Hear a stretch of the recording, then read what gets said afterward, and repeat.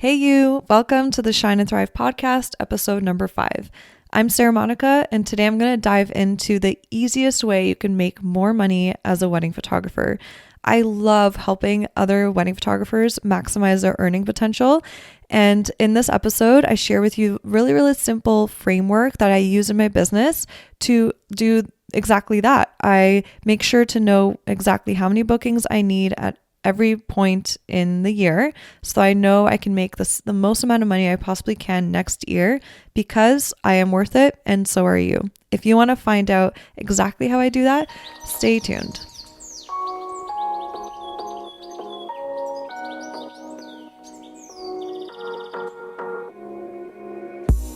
When I first started my wedding photography business back in 2011, I made just $5,000 in my business.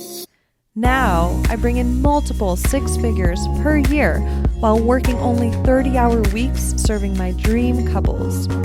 I'm here to help you discover that it's so possible to have what you want when you want in your business, so that you can create the life you've always dreamed of and deserve.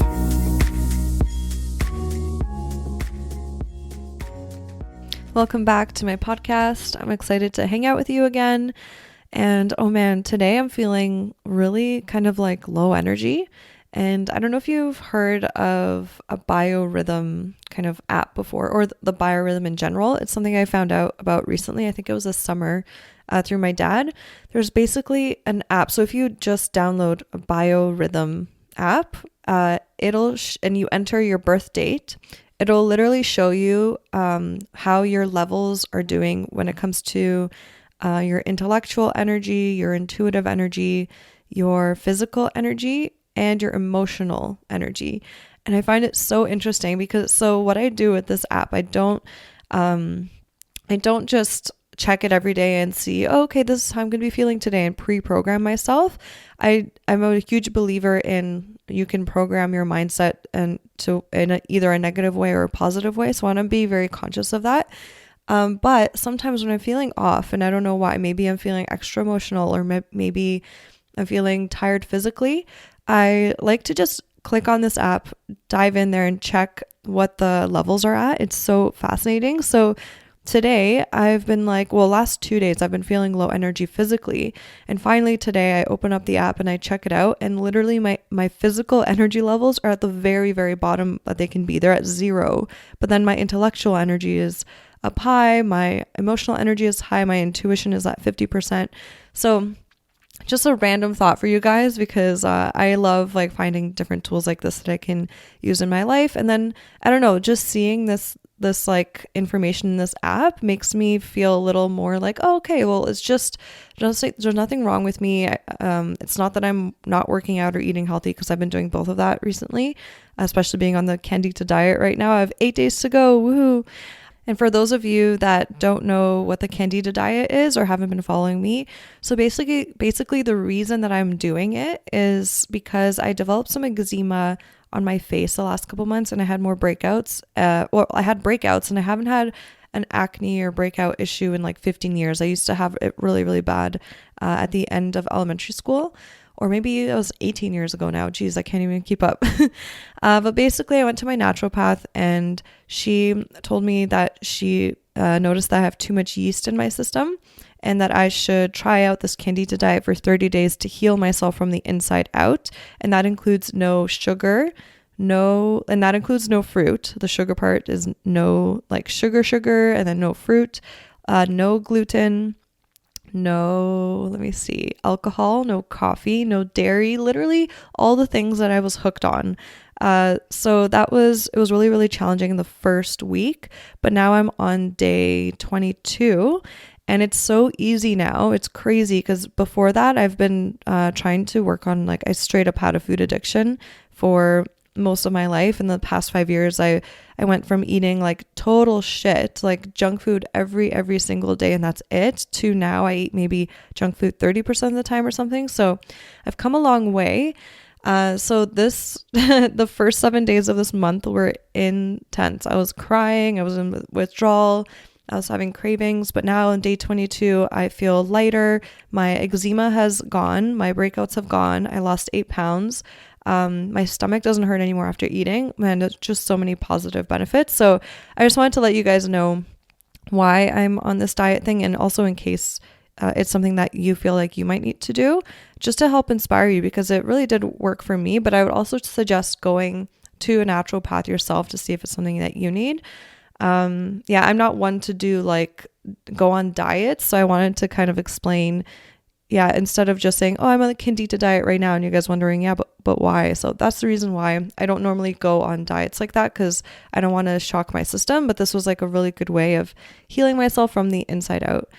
What else did I want to share with you guys today? Okay, so a couple more things. So I'm still trying to figure out how to structure this podcast. So a lot of my favorite podcasters that I listen to, I love that before they share their inside knowledge with me, they go into just a little update on themselves and their lives, because I feel that I really love connecting with the humans that are behind all that amazing knowledge, with just like getting to know what's going on in their lives. And oh my gosh, and as I'm talking about this, I'm seeing my angel number 444 pop up on the on my Audacity recording software. So that's pretty cool. So it seems like I'm in the right direction. So I think I'm going to just keep going with these little life updates at the beginning of each episode, and then dive into the teaching, and I'm going to see how that works. Also, another thing, because I love being vulnerable and open with you guys, I am working on getting rid of my ums.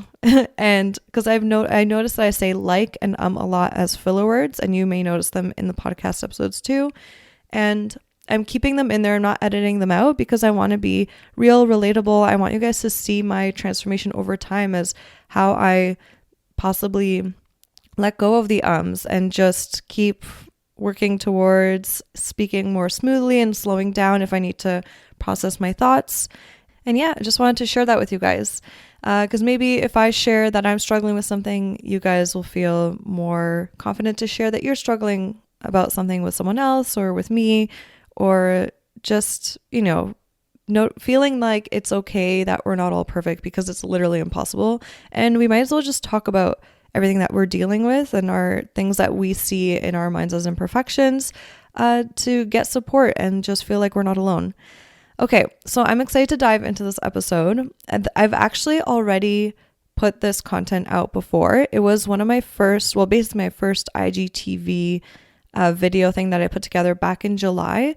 But looking back at it, I had maybe about 50 people watch it, because I didn't email my list, or I didn't really put it out there that it was out there that much. And it was so valuable for those 50 listeners and watchers that I really wanted to make this into a podcast episode so it could reach more people and help more people. And plus I could just dive in a little bit deeper and just make it more concise and better. And so, one more thing. At the end of this episode, I'll let you know where you can get your hands on a printout to help keep you on track about this topic. So here in this episode, I'm going to help you maximize how much money you can bring in each wedding season.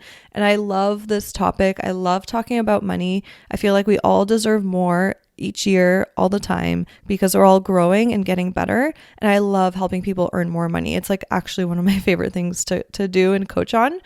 And by the way, so just so you know, half of the work for you to actually take this information and be successful with it and making more money in your business is half of the work is listening to this episode, right? It's taking in the information.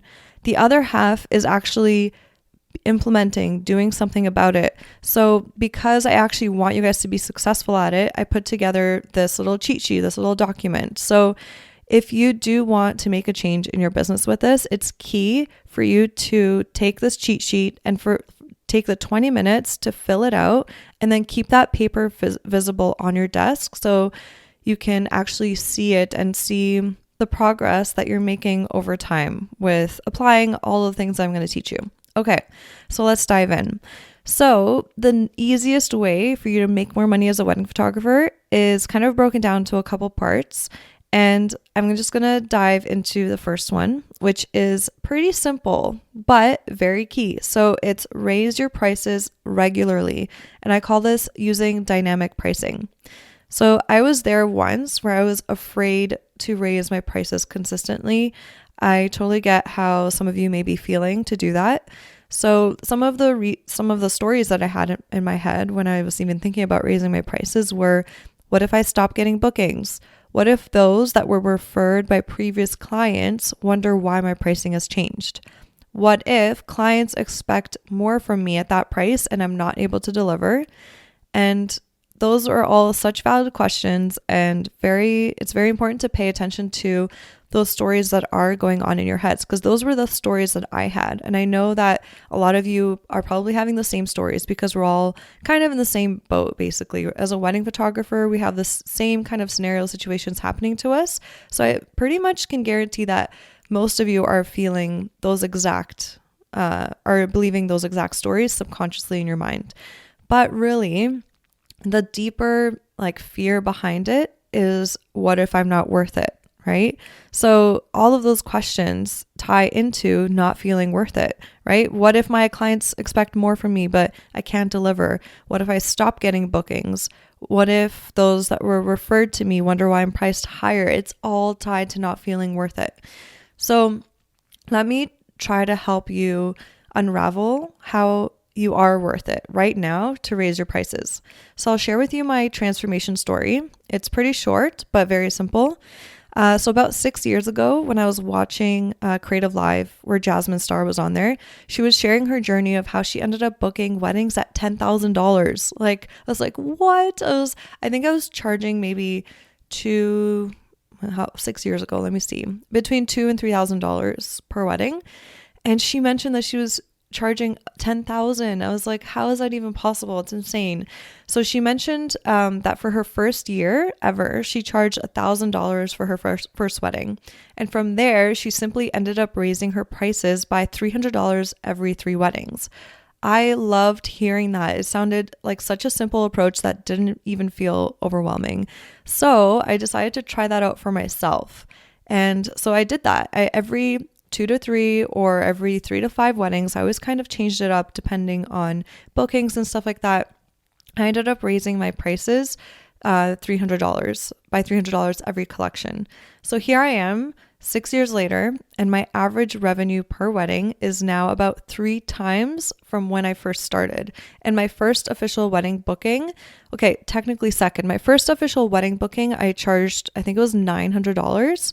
But that was like a shorter day. I didn't get to document the getting ready portion, all of that. So my first kind of technically official wedding booking was $2,000. So now I'm up on average 3 times more than that and growing, right? So it totally worked for me. And so as you consistently raise your prices, it's important to consciously work on your mindset in the process too.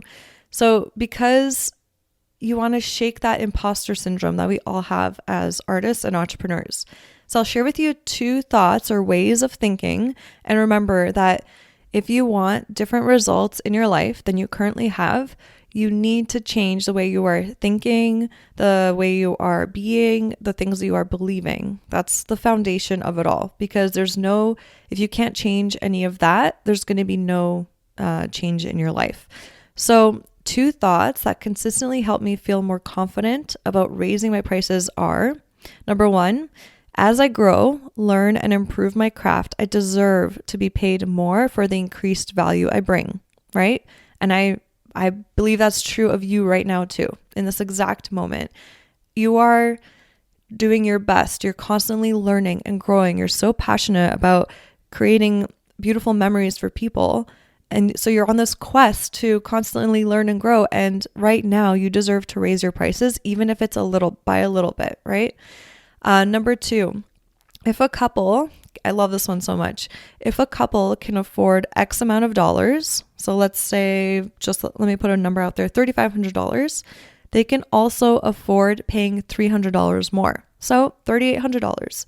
If you really think about it, if they're spending already so much money on the wedding, and of course there are different budgets for weddings that couples have, but technically they can afford $300 more if they want you, right?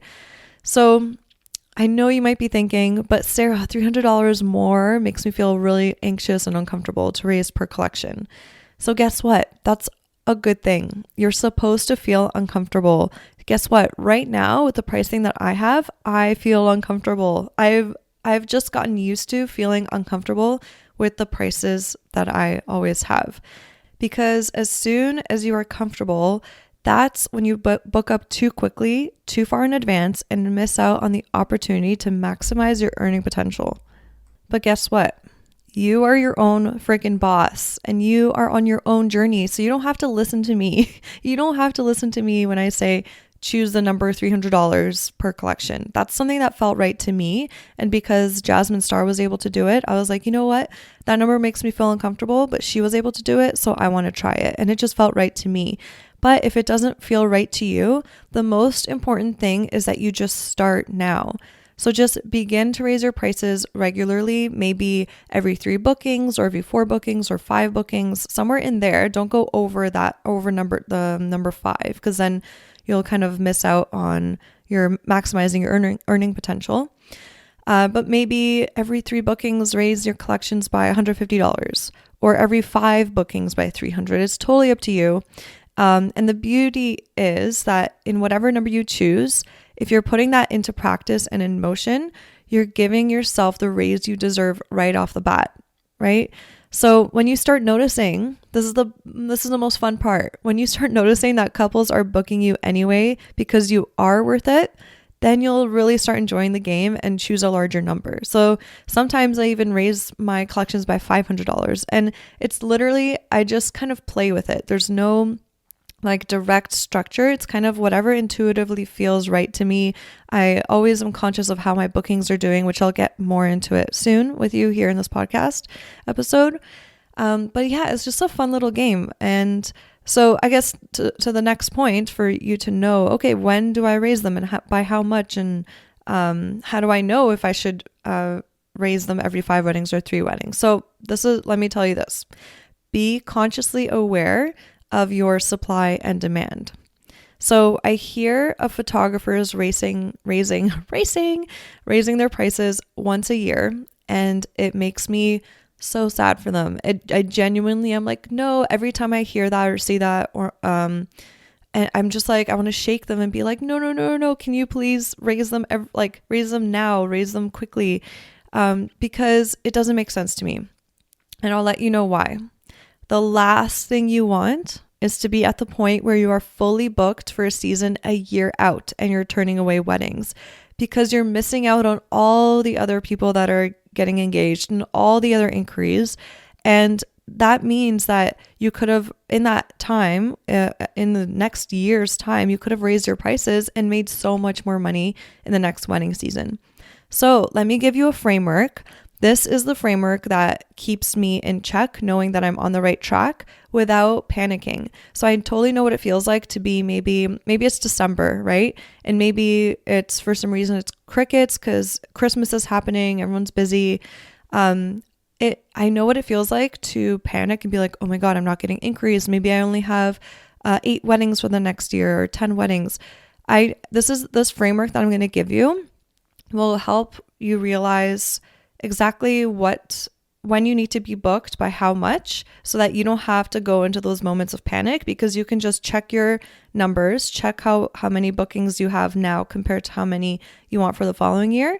And it'll give you the confidence to know that you're right on track. Or if you're not right on track, then you could just, market more and just take action and make sure you can attract more couples. So let me share this framework with you. This is the most important part of the whole episode.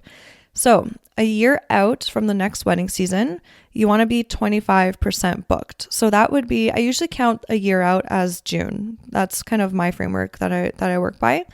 So 9 months out, so that's September, you want to be 50% booked for the following year. 6 months out, which is December, basically January. January, you want to be 75% booked. And 3 months out, so that would be, oh my gosh, March, April, May. So yeah, like March, you want to be 95% booked. And the reason I say 95 is because there's always that chance for those last minute bookings every year. I get like 1 or 2 last minute bookings, whether it's in August for that year, even for like October. It just happens. They kind of come in. So that's the framework that I go by. So for example, for next year, and the key is to know how many weddings you want for next year, right? So for me, for next year, I want to be 20 weddings. And it could be anywhere between 20, 23. That's kind of where I want to stay. So as of right now, I have 13 weddings booked and it's November. So guess what? I'm literally raising my prices this week again because I'm more than 50% booked already and I'm not even 6 months out yet. So out of nowhere this week, I had 3 wedding bookings come in and I booked them. So sometimes it's like crickets for 2 months and then sometimes in 1 week you'll get 3 wedding bookings. So I was right on track. I was 50% booked for the following year and I was right on track. And then out of nowhere, I get 3 wedding bookings this week. And that means, okay, now I'm over 50% booked where I'm supposed to be. So I'm raising my prices again this week so that for next year, I can maximize my earning potential. So the whole thing, let me take a breath because that was a lot of information. The whole thing with this process is stay positive, don't panic, and trust the process. So know that there are always still going to be many inquiries that are coming your way, and you will have the opportunity to book more. As long as you're staying on top of consistently showing up, marketing yourself through your choice of marketing and seeing a steady increase in interest over time, you're totally good. You can trust the process. That means that you are priced accordingly to book weddings and maximize earning potential for yourself. It's total win-win. And okay, if worst comes to worst and you're kind of behind in bookings, because this can totally happen too, use dynamic pricing to your advantage. So guess what? The ball is in your court. So if for some reason in the beginning of the year, let's say you're only booked 50% for the upcoming season rather than 75%, guess what?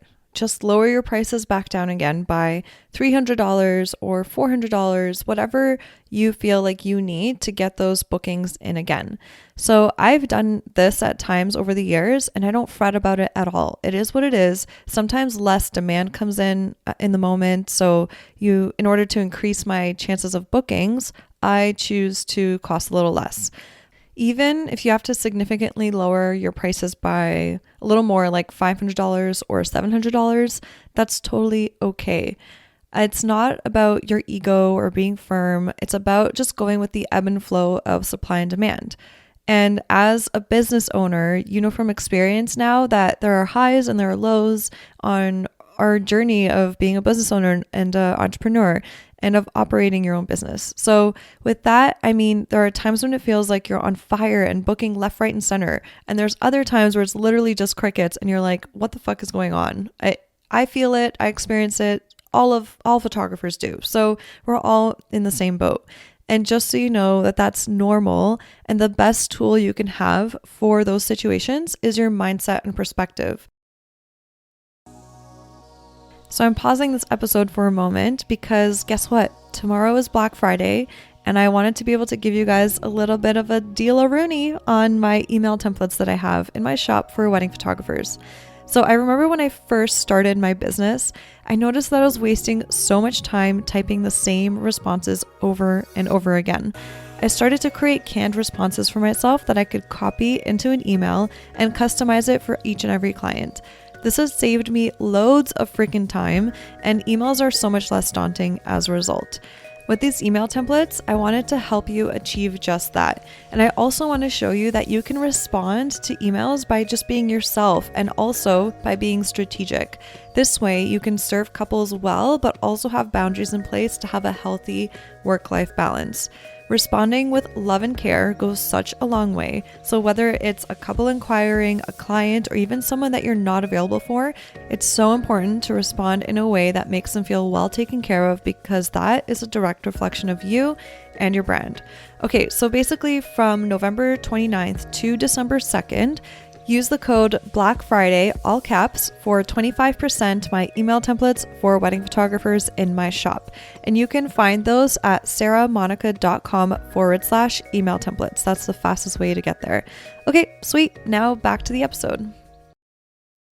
So let me tell you more about how your mindset is your ultimate tool to making more money and making sure that you're always in control, in a sense, of basically how much you book. So think about it this way. You are the one that has control over how you market. You are the one that has control over how you price yourself in order to get bookings. You also have control of the experience you provide from the very first touch point a potential client has with you. So it's all in your hands to get more money, more bookings, all of it. And if you're wondering, for example, maybe if you raised your prices, you've been raising your prices and you've been slowly still booking weddings at the perfect rate, and you're exactly where you need to be booking wise. And then all of a sudden, people stop booking you at your new pricing, and you're kind of like, huh. So a couple of things could happen to you. You could think, okay, did I take it too far? Did I raise them too far? That's a good question. But I think a better question would be, how do I feel about it? Do I feel worth it at this new price point? Do I feel like I do deliver an experience that is worth that new price point? So you can go into it in a couple different directions. So you can ask yourself, okay, do I feel worthy? Has my worthiness gone down for some reason? And how can I work on that? Or can I actually even better improve the client experience to match that new price point? Can I improve my PDF, right? All the information that you disclose on a PDF for initial inquiries, can you improve that experience for them to raise the number of bookings? Can you improve the quality experience of your website? Maybe your About You page can be improved and you can let people in more about who you are, so that way they feel more connected to you and more inclined to book you. Maybe the quality of the photos that you're showing. Maybe you're saying that you're a documentary wedding photographer, but you're showing more posed photos, so the messaging is off. There's so many things that can be fixed, and it's not just about the pricing. I know a lot of photographers think, oh, the market just can't afford it, and that's the worst way to look at it. It's actually, no, what are you doing? What experience are you creating? Is your messaging, is your branding directly matching what you say you do? You know what I mean? So again, it's all in your hands, in your control, to make as much money as you want and book as many bookings as you want and work with your ideal clients. So I personally love that because it's so kind of comforting to know that you're in control. So I don't know, there's a lot of photographers that I hear, they're just like, oh, like people just aren't getting engaged or bookings are going down because of this or that. And they're blaming their circumstance on the outside world. But it should be the other way around. It's important for us to look inward and look on what we can do better and ask better questions, right? Instead of saying, so there's a quote, I forget who says it, but the quality of our lives is determined by the quality of questions we ask. So for example, it's not like, oh, why didn't these people not book me? I can't believe it. Like maybe I'm just priced too high. That is a shitty ass question. If you ask, what could I have done better to communicate the experience they would get with me for them to see the value in my pricing? That is a way better question. And then guess what? You can set aside half an hour that week of thinking time and dive deep into maybe noticing the patterns in maybe the emails that you're sending, maybe your PDF. Reach out to photographer friends and ask them what they're doing. Just bounce ideas off each other. Community over competition, right? So yeah, that's my big ass point on you have control over the bookings you get and the money you make. So simply put, I find it super comforting to know that there's a direct correlation between output and bookings. And it's a beautiful thing. Because of this, I am never in doubt that I can accomplish booking X amount of weddings at X amount of dollars. I'm just like, that's my goal. That's what I want. And I know I can achieve it. And guess what? You're in the driver's seat too. And you have the power to create more money in your business too. So now before you go, I want to ask you a question. And I want you to pause and think about it because it's really important that you do. What is your story that you find playing yourself over and over in your head that's holding you back from raising your prices? Think about it and really, really think about it. But even better, If you grab my cheat sheet, you'll be able to actually, I have a whole bunch of action steps in there for you to write down, and you can actually, brain dump everything that's going on in your mind, and you can visibly see it on paper and see the changes that you need to make visually, not just thinking about it. So there's so much power in writing. So if you do want this exercise sheet and you will do the work to, make this shift for yourself, head over to sarahmonica.com/005 and you can download the cheat sheet over there. And also, I would love to hear from you about this topic. Feel free to message me, because I feel like admitting that we do have limiting beliefs that are holding us back from, getting more bookings or making more money in our business is the first step, right? So feel free to DM me, send me a message saying, Sarah, your episode about making more money in my business, man, it really resonated with me. I do feel like I've been thinking negatively about it, and I've been limiting myself from my earning potential. And I would just love to hear from you. So again, make sure to get that cheat sheet, because only if you do the work. So right now you did half of it, right? You listened to the episode, and now, you can't just be like, in order to get results, you can't stay in student mode. That is something that I've learned in the past year, because I was always just listening to podcasts, but I wouldn't actually do the work that they said to do. And it took me longer to grow as a result in those areas that I want to grow. So if you do want to make this change, again, head over to sarahmonica.com/005, grab the cheat sheet and do the work. All right, so that's all I have for you today. Thank you so much for listening, and I'll see you next week. Yay! Thank you so much for hanging out with me and tuning into this episode.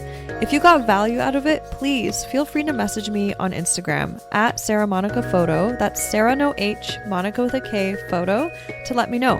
I get so freaking energized hearing from others that what I've said has had a positive impact on their lives. Also, make sure to hit subscribe to the Shine and Thrive podcast to never miss an episode. I'm so grateful for you, and I'm sending you all the productive vibes your way so you have the best week ever.